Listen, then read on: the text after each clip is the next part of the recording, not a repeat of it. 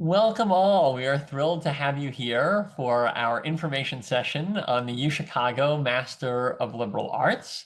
I want to start by welcoming you to our gorgeous campus, a place where big ideas are born that shape and change the world.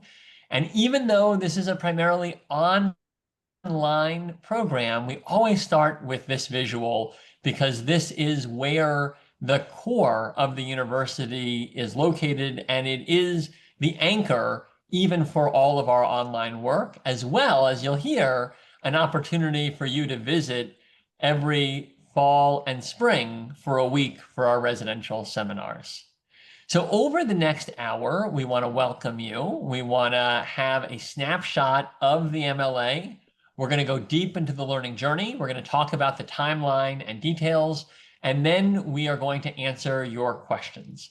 And so let me start by welcoming the people that you see on the screen. I'm Seth Green. I'm the Dean of the Graham School here at the University of Chicago. We have many programs at the school, but I will share that I see this as the jewel, not only of our school, but of our university, because it's an opportunity to look across all of the ideas, across divisions of the university, and really go deep into the life of the mind, and then to concentrate in areas that really matter to you. And so having said it's the jewel, one reason it is such an extraordinary program is its outstanding director, Tim Murphy. And so I'll turn it over to Tim to share a little bit about his background next. Tim? Yeah, thank you, Seth, and good evening, everyone. My name is Tim Murphy. I am the director of the MLA program at UChicago. I've been with the Graham School, it'll be 10 years this October. And that longevity is because I certainly share Seth's opinion that the MLA is a jewel of the university. And before joining the Graham School, I was a student. I studied history as an undergrad and did a master's in history a couple years after.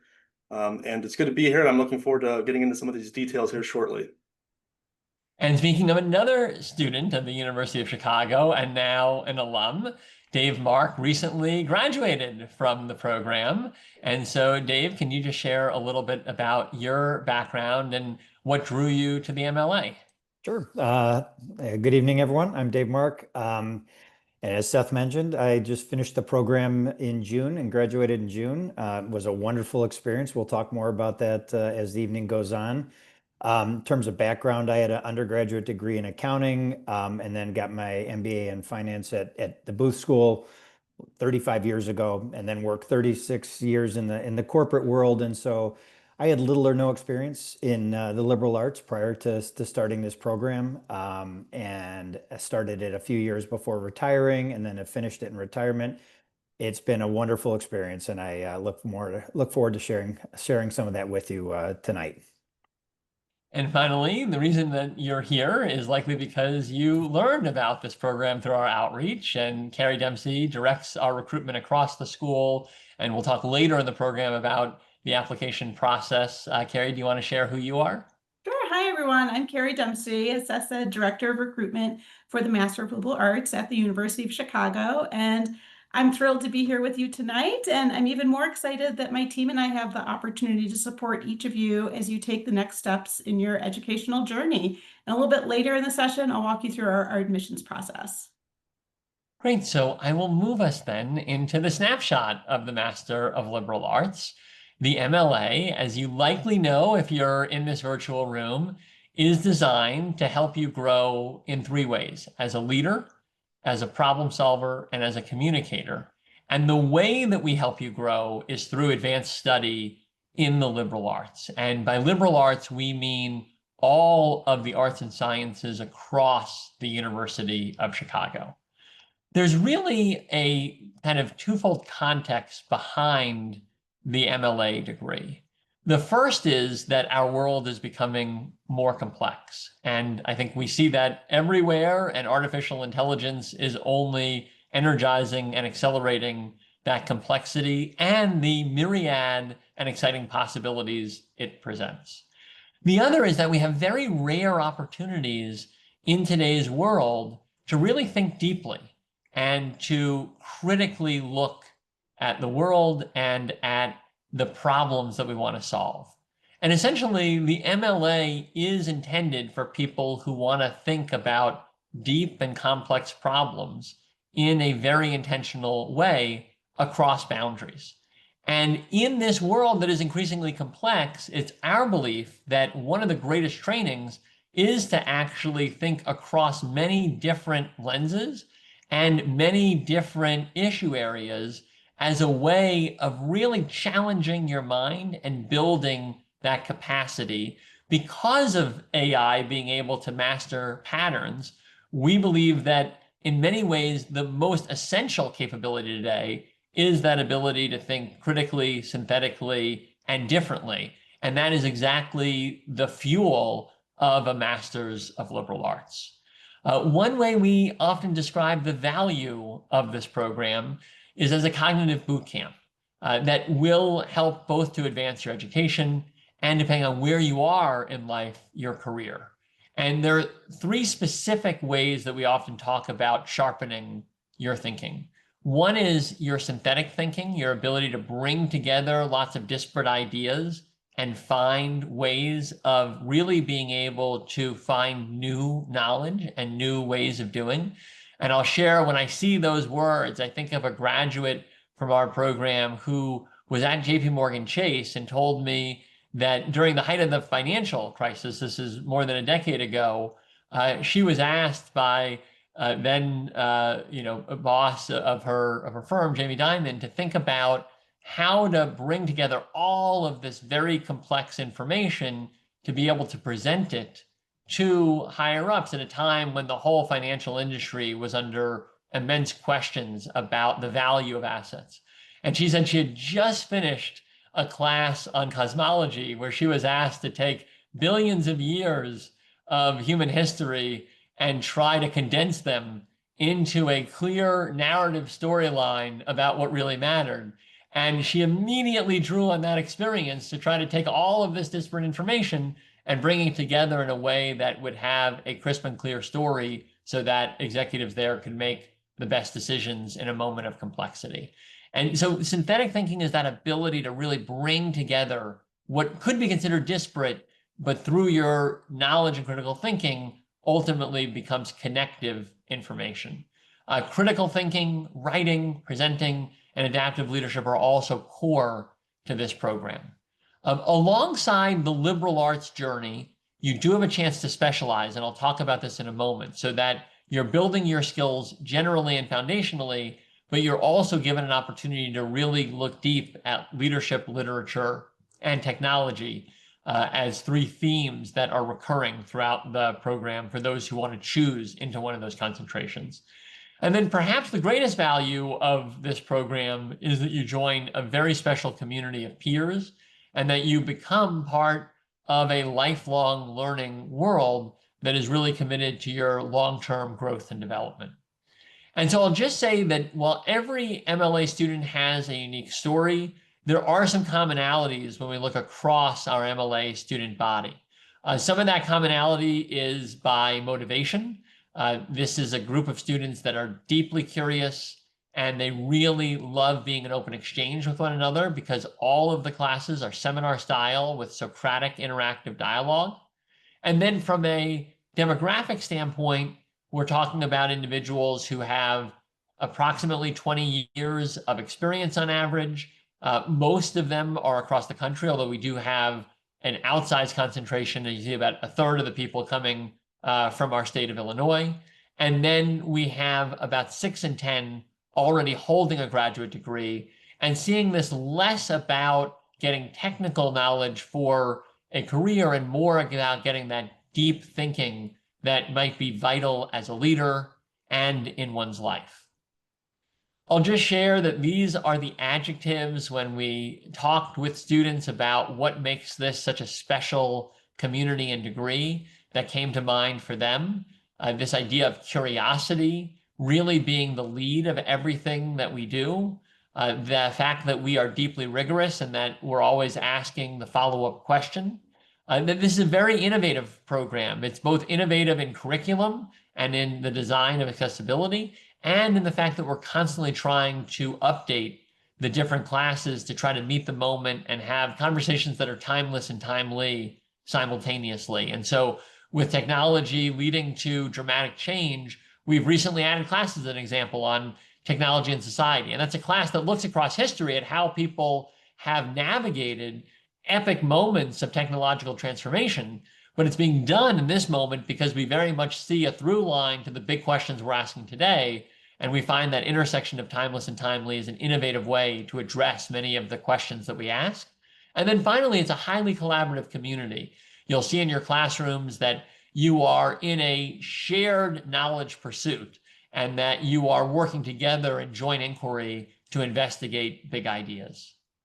But let me not be the one to tell you all about this program when we have two outstanding experts in the room with me.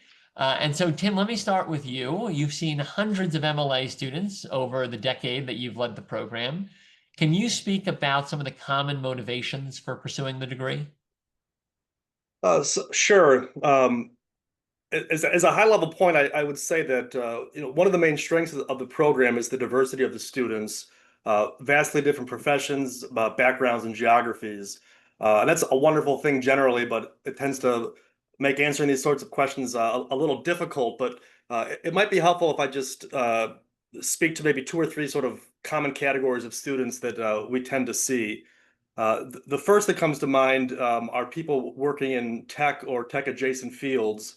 We have a couple of current students that are product managers at Microsoft. Another student that started with us last year is a senior director of software at Raytheon. And so unsurprisingly, these types of students tend to gravitate toward the tech and society coursework that Seth mentioned a moment ago. And they appreciate taking a liberal arts lens to thinking about the technologies they deal with every day. By virtue of their careers, they've already mastered sort of the how of technology, and they're coming to these types of classes to take a step back, look at the big picture, and ponder the why questions. Tech folks is maybe one bucket. Second bucket would be business leaders, or maybe we'll call them aspiring business leaders. This is a consistently large segment of our student population. Many have earned MBAs in their 20s or 30s, and they're coming to us maybe 15 or 20 years later, hoping to push themselves to think about the problems that they encounter in their professions in a new light and take their leadership to a next level. And these students also will tend to gravitate toward the coursework in our ethics and leadership concentration. And the final one I would touch on would be communication roles, which is a bit of a catch-all phrase that I'll use to cover fields as diverse as marketing, communications, strategic communications, publishing, things like that.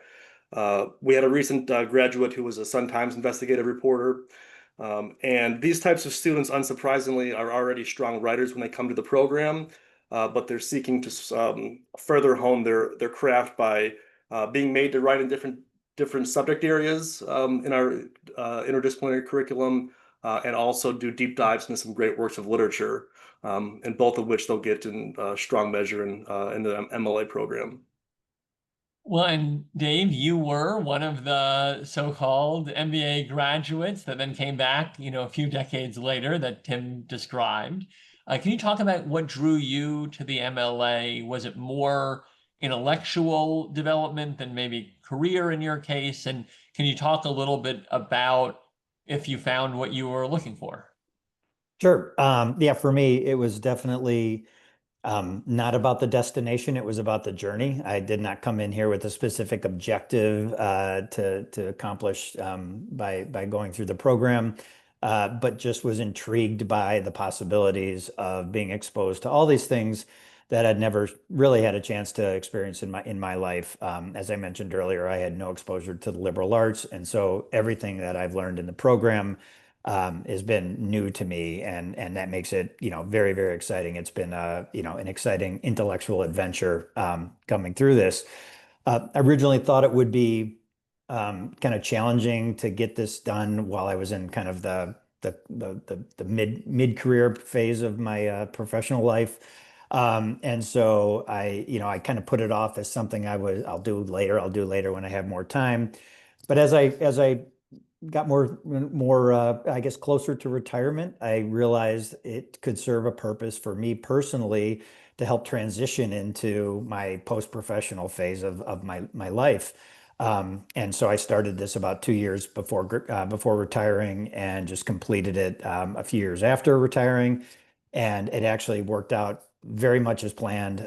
It was very, very helpful, and it helped me to see kind of how I'm going to now spend um, the rest of my retired life, which is being being a lifelong student and a lifelong learner. And so it's really opened up a world of possibilities for me. And you pursued it for that life goal. But as we often find, there are a lot of skills that develop along the way. And I know because we talked, David, in advance that, writing is an area where you feel like you saw real growth. And admittedly, you hadn't done a lot of writing. I think you Yes. mentioned that, it was bullet points and, accounting tables. But yeah, can you just talk about the writing experience, and maybe it wasn't intimidating, for you as someone who hadn't written long papers to be in a place where suddenly you were expected to do so? Yeah, I remember actually talking to Tim before I started the program, just at an information session like this, one that was in person.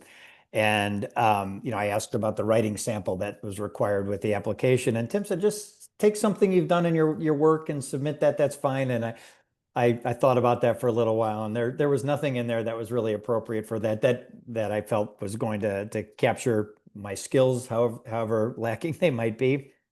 And so I wrote something out just that I had an interest in, and that was really the longest thing I think I'd ever written that at that time, that I submitted for my writing sample. And I enjoyed that experience, but I still didn't have confidence as a writer. But as I went through the program, every quarter, you're always writing at least one paper, if not several papers. And I found that I gained confidence the more I wrote. I got wonderful feedback from the professors in terms of, things I should think about and how I can make my writing stronger and so on. And got to the point where I would say the writing may have become my favorite part of the program. I mean, I really enjoyed it. And given the fact that the way the program is structured, we have significant latitude in terms of what we write about, even though the subjects may be somewhat structured. The writing is really up to the student to choose what they want to write about in many cases. And so I was writing about things that were very interesting, yet related very closely to the materials we were studying. And I found that whole process just intellectually interesting, but just energizing. And so it was, the writing thing was, really, really a highlight of the program for me.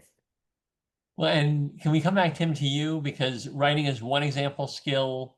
I talked about a number of skills that we see develop. Can you talk about how you've seen individuals grow over the course of their MLA degrees? Yeah, I think my answer is going to echo part of what Dave was talking about, because my initial response to that would be to speak to the confidence students gain, and not just confidence in their writing, but more broadly. And confidence might seem like an unexpected response to that question in light of the slide we saw a few moments ago with highlighting the professional accomplishments so many students are coming into the program with. But all the same, it can be a little intimidating to have your return to graduate school, or return to the classroom generally, be at a place like U Chicago.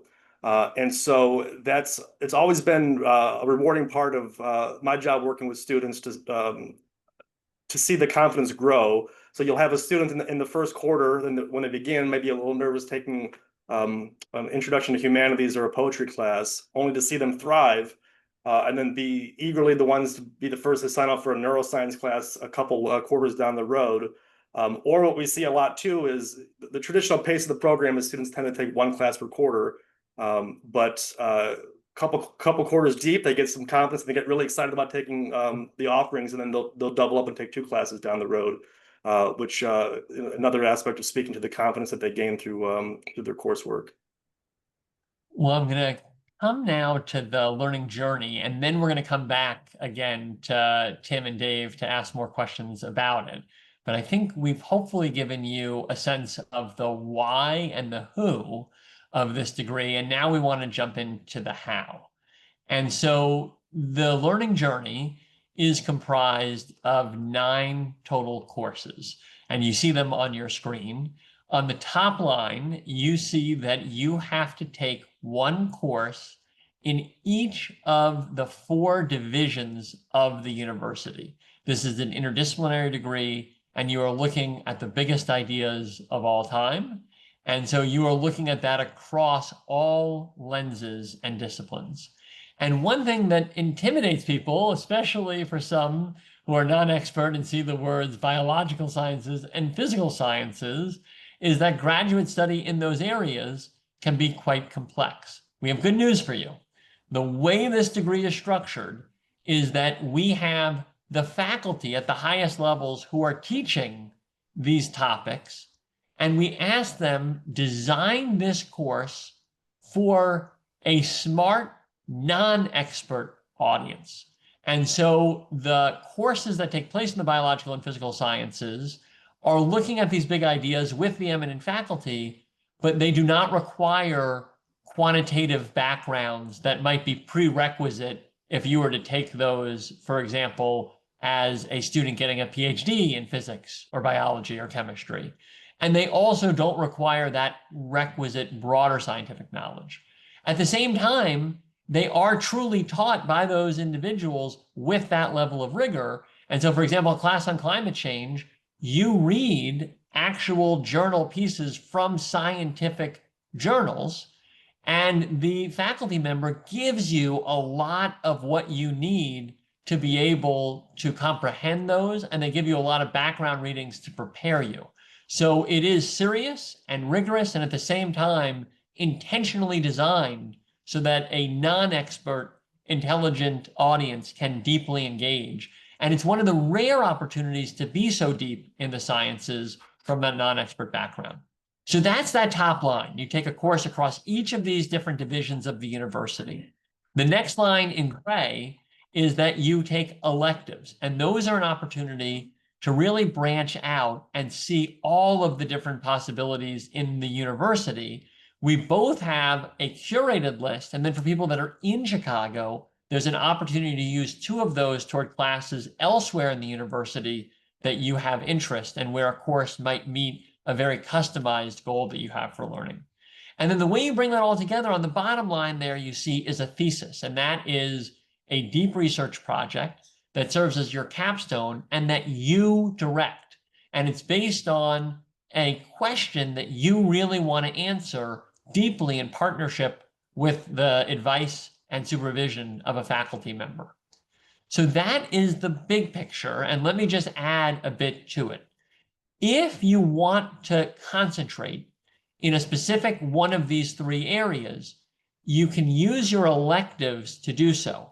Each of our electives in the MLA has a concentration that it will meet. And so you could go broadly and do lots of different things. If you, though, want to have a concentration, you make sure over the course of your years in the program to try to take electives that have that focus. And so you see the 3 here: ethics and leadership, literary studies, and tech and society. And since Tim covered these, I think, well in one of the answers to the questions, I'll just leave for Q&A any additional insight that you may want on these areas, other than to say that we're very proud that in the last year we've added this tech and society concentration and found it to be a great opportunity for people that really want to look at the why questions around technology. Increasingly, I think a lot of the how is coming together. So we are accelerating in areas like artificial intelligence at extraordinary rates. And I think many people amidst that extraordinary acceleration of technology are beginning to ask, how do we make sure that this aligns with values? And how do we think about how people across time and space have integrated technology successfully or unsuccessfully? And those are the types of overarching questions that are in that concentration that really meet this intersection between our ability to advance technology and the needs of a good society. And then you bring all of that together into your thesis. And I'll just say that these are some of the thesis topics, and I think they immediately speak to the range because the topics are as diverse as the people in the MLA. And so you'll see the top example here is a comparative analysis of the American and Chilean revolutions, which was put together by one of our students who's from Chile. And we can talk about this maybe in Q&A, but we have an increasing number of students who are joining us from around the world for this degree, which is a really exciting diversity that is brought into the classroom that adds to the experience. And in his case, I'll just acknowledge, because I thought this was such a fun experience to see, he sent us pictures. He actually used this as an entry point to become a commentator in Chile. And on the night of our elections here in the US, he was on their television in Chile talking about the US election and basing a lot of his insights on his exploration here. We also had someone who looked at the economic survival of small Chicago area farmers, something that they had proximity to, and they looked at leadership skills that enabled that success based on a lot of what they had done in the ethics and leadership concentration. And then you'll see another example of someone using the liberal arts for leadership and really building a vision for that through their capstone project. I'll just say that while every experience is customized, there are some common values that run across every student experience. The first is that you have skilled facilitators.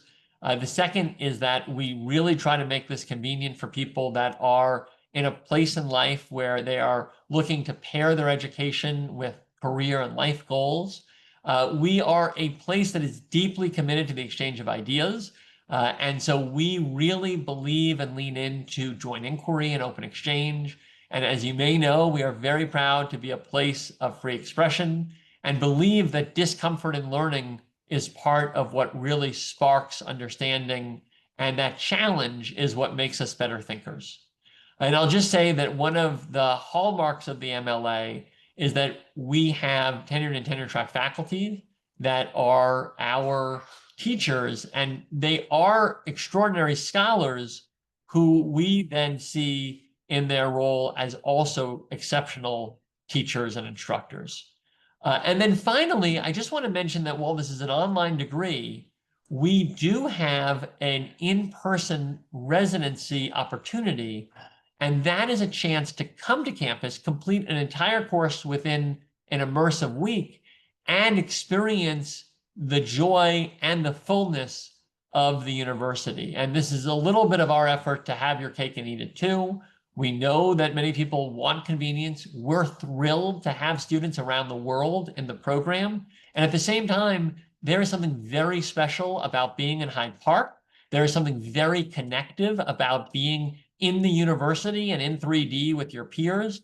And so by shaping this as a 1 week immersive where you're going through 30 hours of teaching plus a lot of other experiences that we layer on top of it, it's a real chance to complete your journey in a way that is flexible and at the same time where when you graduate, you feel a part of this university, you feel embedded, and you feel like you've absorbed not just the MLA, but the entirety of the university's vast resources.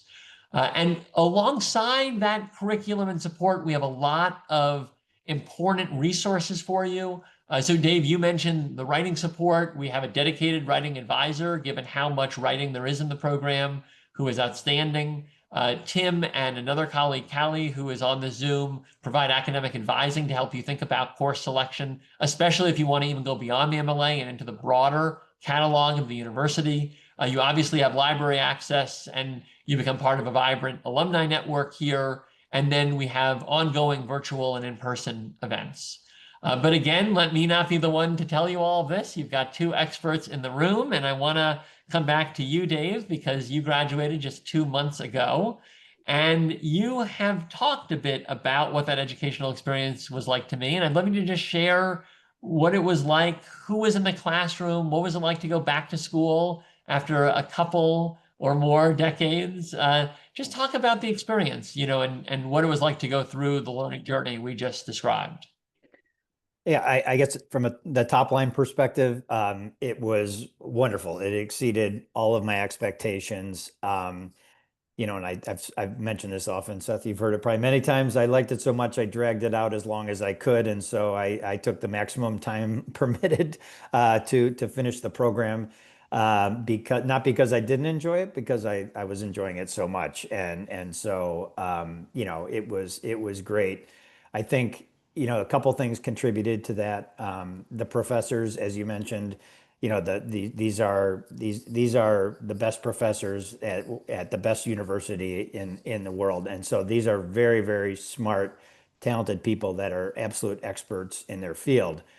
But what I think is really great about this program is that the professors that teach in the program love to teach in this program. For them, it is different than teaching undergrads, because the people in the class, the students in the class are, it's just different, a different experience for them. They're there for different reasons and so on. And so I think they're really energized and excited to be teaching in the MLA program. And so I found every professor throughout the program to be highly engaged. Um, I think Tim mentioned about the diversity of the students. The students that you're with come from all walks of life. I had people in their 20s and people in their 80s in my classes. They came from all over the world. I especially one of the benefits as we went virtual during COVID was that we were able to open this up to people from so many different places geographically. And even though I kind of missed the in-person thing, it absolutely was more than offset by the benefit of having a very, very diverse student base. But then as you think about that and the way that, Seth mentioned about the Socratic discussions that are really foundational to the learning experience, the professors were great at tapping into this diversity of the student base and making sure that everyone had a voice and everyone shared their perspective, which makes that learning experience for everyone in the room that much richer. And I think the professors learn a lot through this process as well. And so I think they appreciate what they take away from it. So all of those things made it just a fantastic experience. Well, thank you, Dave. That's very kind, and I'm thrilled that you had the full course meal version of the program over the 5 years. And I'll just say that is another benefit that we didn't actually directly talk about, that this is at your pace with an up to 5 years possibility. And that allowed you, I know, to really use your capstone deeply and spend over a year working Yeah. on it in partnership with your academic advisor. I mean, Tim, can we come to you? You've seen into scores of classrooms. Can you talk about what you think is distinctive about the UChicago MLA? Yeah, I think it's a combination of a lot of the factors that have been spoken to already. The hallmark is the Socratic approach. So in our classrooms, there's almost no lectures. So our students aren't passive recipients of knowledge and understanding. They're genuine. They're co-creators in the process. That means our classes meet live, so there's synchronous discussions. We keep the classes small. We cap them at 20 students, but more commonly, 10 to 12 will be the roster in any class. In another forum, one of our alums referred to this as like having box seats at the show, because you got a front row seats and the conversations are lively. And as Dave mentioned, in this sort of dynamic, the students learn just as much from each other and the exchange and the disagreements than they do from listening to the faculty experts. And I've always been fond of the phrase spirit of joint inquiry, which I think captures our classrooms perfectly. There's disagreement and there's debate, but it's all done collegially and productively. And because the conversations can be so riveting and enlightening and enriching, it's true what Dave said. The faculty are just as eager to be in the classroom and be part of that experience as the students are. I can guarantee myself at the start, usually in the beginning of the term of every quarter, I'll get one or two emails and I'll see them in the morning because the faculty will write to me the night before and give me like a detailed explanation or detailed overview of the conversation they had, and they're thrilled to be there, and so it's an exciting dynamic all around. A final question I just want to ask both of you briefly. The core of this is the curriculum. There are a lot of other resources, though, alongside it. I mean, Dave, can you just speak to the value of those to the extent that you were able to access them? And Tim will ask for any additions you have to Dave's comments.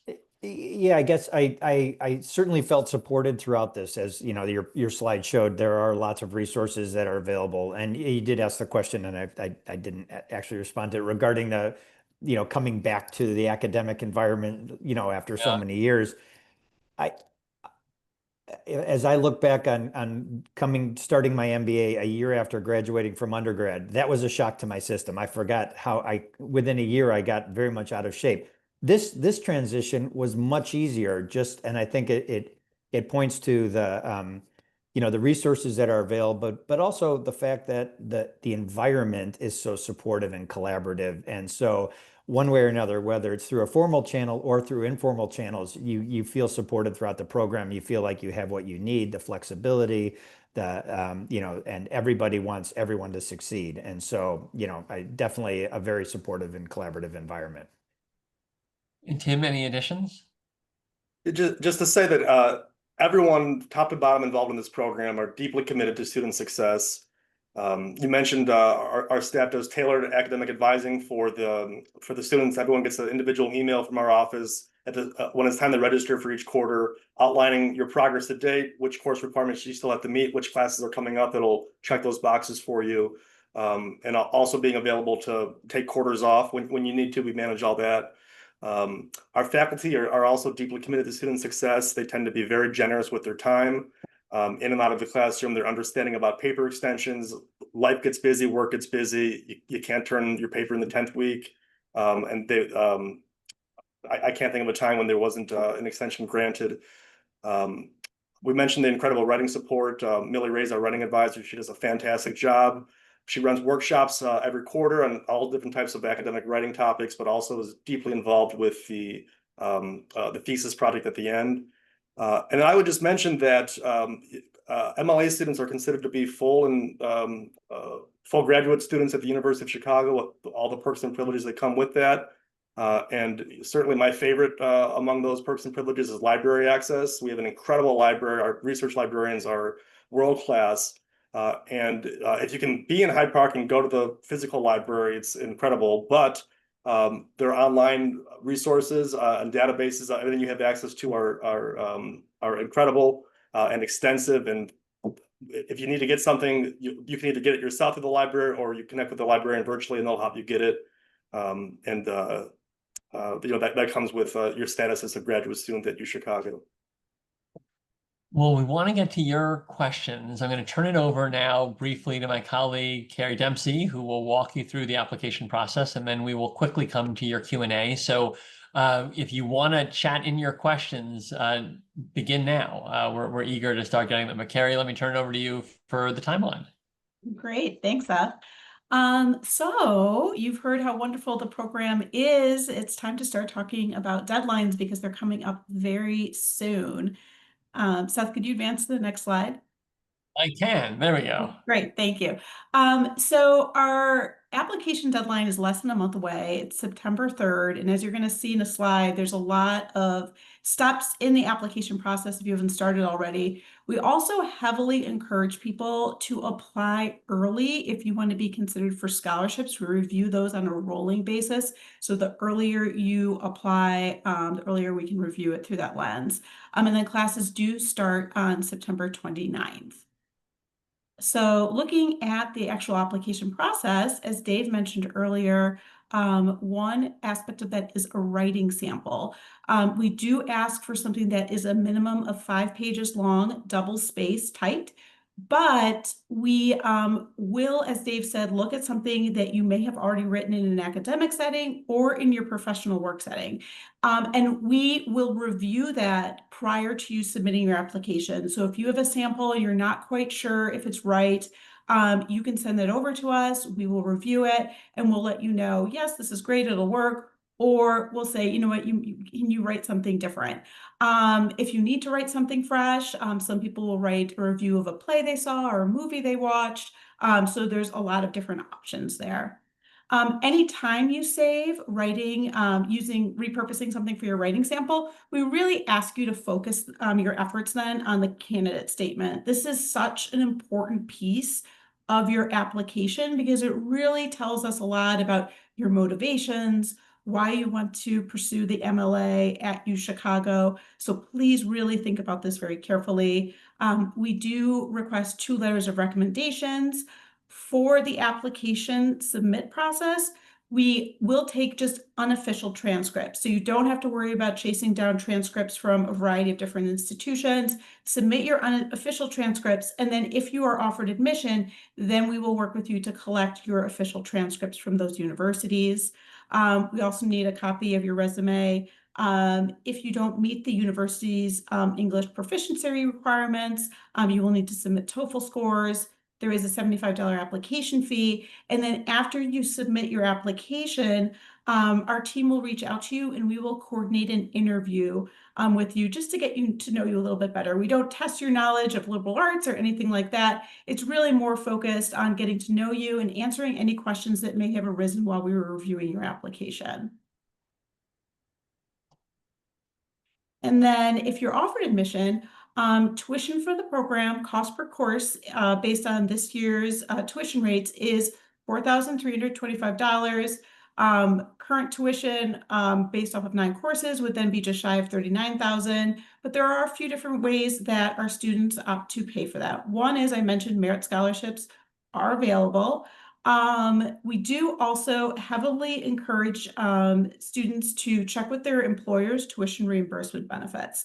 A lot of employers do have generous plans that you can definitely leverage. As you've heard throughout this conversation tonight, there is a lot of benefit that you could provide your employer through this degree, skills that you develop through writing and communication, synthetic critical thinking. There's definitely benefit there. So look into that. If you are taking 2 to 3 courses per quarter, you can apply for federal financial aid. However, if you are only taking 1 course a quarter, you would have to look at private loans. And with that, we are going to go to questions. So I'm going to take down my screen here so we can see you, or at least your boxes. And I'm going to add some spotlights here. There we go. Let me add Tim and Dave and Carrie. And if you have questions, you can raise your hand. You can chat them in. We're also going to hit unmute here so that you can directly ask. Great. So you should now be able to unmute as well. So chat. Seth, there was Oh, yeah, go for it. there was a question chatted into to Callie, who passed it along. And Great. this might be one that Dave could take a first pass at. The question was, generally, how many hours per week do students spend studying outside the classroom per course? I think that probably is different for everyone. I personally am a very slow reader, and so I probably spent more time. But I would say, depending on the course, it was probably 5 to 5 or 6 hours per week, maybe. But like I said, it took me some time, longer time than some people to get through some of the readings, and I know others that did probably about the 3 hours they spent in class was about equivalent to what they spent outside of class. Yeah, and I don't remember if we touched on that, but classes meet for 3 hours once a week over a 10-week span, and I think it does vary. But what Dave said at the end is what I've heard from other students too. If you're in class for 3 hours, you're doing about 3 hours outside of work, outside of the classroom, preparing for class. But of course, that will depend on your comfort level, and maybe you're more comfortable reading literature than philosophy, or vice versa. And the other question that came through was, what does the degree, like the diploma, say if we're fortunate to graduate and get it? And Dave just got one, but if I'm remembering correctly, it's Master of Liberal Arts degree from the University of Chicago is the nomenclature. Oh, so here we go. We'll see the Oh, blurb. it feels like we queued it up now when we didn't. Oh, but we have the blur, Dave, unfortunately. But people can just imagine the words on there. Oh, but you're on mute.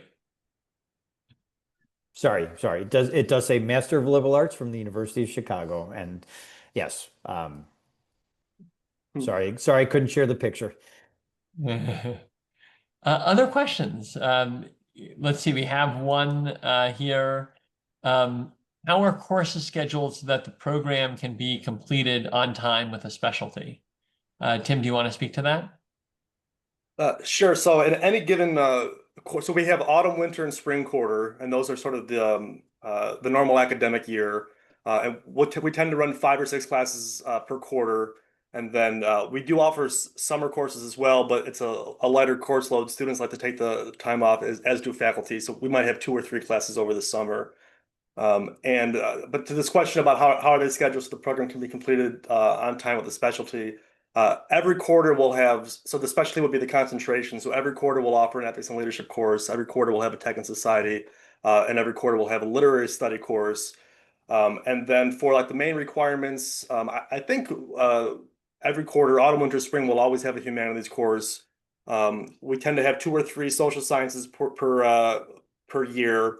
And the physical and biological sciences, we normally run 2 a year. That's just sort of meeting the demand of enrollments from the students. How you'll finish with all those requirements and making sure you take the right classes for concentration. You let our office know early on, or as soon as you know that you want to pursue a concentration, and we manage the student records. So that's part of the tailored email every student gets at the beginning of registration for the next quarter. We'll say, you're 5 classes deep and you want to do literary studies. So these are the options, but you also still need a social science, and it's winter, and we're not going to have one until the fall. And we helped manage all those variables and make sure it gets done on time. We have a question from Ashley. How does the MLA differ from the MAPH program, which for those who are unfamiliar is our master's in the humanities here at the University of Chicago? And maybe I'll start on this one, Tim, and then you can add to it. I mean, so first, both are outstanding programs. MAPH has a wonderful history and extraordinary graduates. My sense is there are at least 3 distinctions, and you may have more to add, Tim. One is the content. That is focused on the humanities, and that is one of 4 divisions that you are a part of in the Master of Liberal Arts. So that's a concentrated degree within that specific division. This is a degree kind of across all of the arts and sciences ideas in the university, as I mentioned, biological, physical sciences, social sciences, and the humanities. A second is the format. I believe that one may be in person. This is primarily online with the residential seminar component in person for those who want to participate in that way. And then the final might be in the target audience in terms of who else is in your classroom. There's absolutely diversity across age and different backgrounds in both. But on average, as you saw, this degree has people that are almost in midlife. And so there's a real range. Dave mentioned it, 20s to 80s. And the MAPH may be a little bit more in that, somewhat soon after college graduation, although I know they also have others that are in the program. So none of those are full distinctions because we have the humanities in this. They have people across the ages, but I would say there are leanings in those directions that might be meaningful. Tim, anything to add? That covers. I think the one I would add is the math program is full-time in person. Thank you. And That's so a very yeah. important distinction. Other questions that you may have? Marie had asked if we could describe a course example, what text might be read and what work would be done. So I can't ask Dave to pick a favorite class, but maybe if he can pick one that comes to mind. And what was the class? What was the content, and what were you reading and writing about? Oh, wow. Yeah, I won't pick a favorite because that's like picking a favorite child. I can't do that. But we had a class. One of my last classes I took was World Wisdom Literature with David Ray, and we read all these great wisdom texts, the Tao Te Ching, Dhammapada, Bhagavad Gita, all of these things, and tried to bring that into a kind of a contemporary context and understanding them. And so we probably had 8 or 10 really deep readings throughout this. Every week was something, and it was just fascinating. First to read it because these were things I'd never been exposed to. But then that was a class where the discussions were so valuable in terms of understanding and seeing how others read the same text and interpreted the same text and understood those. And the professor was fantastic at helping us to learn from each other in that, and also providing kind of some facilitation and guidance because he was much more familiar with the material. And so it was just, it was a really rich class, but that was just one example of 8 that all of them had just really, really good content, but then followed up by really even better discussions around that content. We are coming up to time, so I'll just call once more for any additional questions. And I'll just advertise that Tom Shannon, our enrollment counselor, is on this Zoom and is very ready for anyone who wants to ask very individualized questions about you, your application, your process. So we'll take any general questions, and then you'll receive a follow-up email tomorrow with this video, as well as with the opportunity to schedule time for a customized counseling session. Any final questions? Well, can I just say a huge thank you, Dave, for sharing your example, and Tim and Carrie for being such great team members. And thank you for being part of this learning experience tonight. We really believe in this program. We think it is vital to not just you and your development, but we believe the liberal arts are vital for society, and that the more people that engage deeply in advanced study of the liberal arts, the better society that we'll live in. So we're grateful for your even wondering more about this degree and potentially deciding to become candidates for it. I hope all of you have great evenings, and we look forward to continuing the conversation.